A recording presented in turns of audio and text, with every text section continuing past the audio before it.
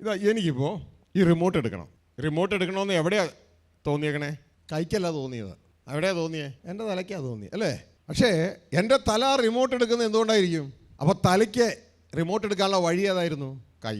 പിടുത്തം കിട്ടിയ തലയ്ക്ക് റിമോട്ട് എടുക്കാനുള്ള വഴിയാണ് കൈ. അപ്പോൾ ഈ കൈ ആരുടെ വഴിയായി മാറി? തലയുടെ വഴിയായി മാറി. മനസ്സിലാവുന്നുണ്ടോ?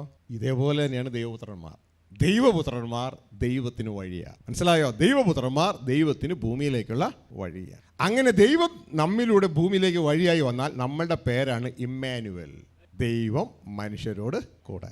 പിടുത്തം കിട്ടിയ ഇത് നടന്ന ഒരു സാമ്പിളാണ് യേശു ക്രിസ്തു. അവന് ഇമ്മാനുവൽ എന്ന പേര് വിളിക്കും. ദൈവം, ഏത് ദൈവം? സ്വർഗത്തിലെ ആത്മാവാകുന്ന സ്വർഗസ്ഥ പിതാവ് ഭൂമിയിൽ മനുഷ്യരോട് കൂടെ. ആരിലൂടെ? യേശു ക്രിസ്തു എന്ന ദൈവപുത്രനിലൂടെ. പിടുത്തം കിട്ടിയ ഈ യേശുവിനെ പോലെ ആകാനാണ് എന്നെ നിങ്ങളെയും വിളിച്ചിരിക്കുന്നത്. അപ്പോൾ യേശു ഭൂമിയിൽ ജീവിച്ച സമയത്ത് ഇന്ന് ഏകദേശം 8.2 ബില്യൺ ജനങ്ങളാണ് ഭൂമിയിലുള്ള.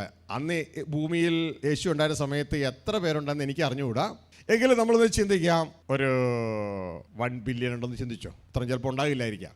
ശ്രദ്ധിച്ച്, അങ്ങനെയെങ്കിൽ 1 ബില്യൺ ജനങ്ങൾ ഉണ്ടായിരുന്ന യേശു ജീവിച്ചിരുന്ന ആ 2000 വർഷങ്ങൾക്ക് മുമ്പുള്ള സമയം, അത്രേ ജനത്തിൻ്റെ ഉള്ളിൽ യഹോവയ്ക്ക് വഴിയായി ഒരാളേ ഉള്ളൂ. അതാണ് യേശു.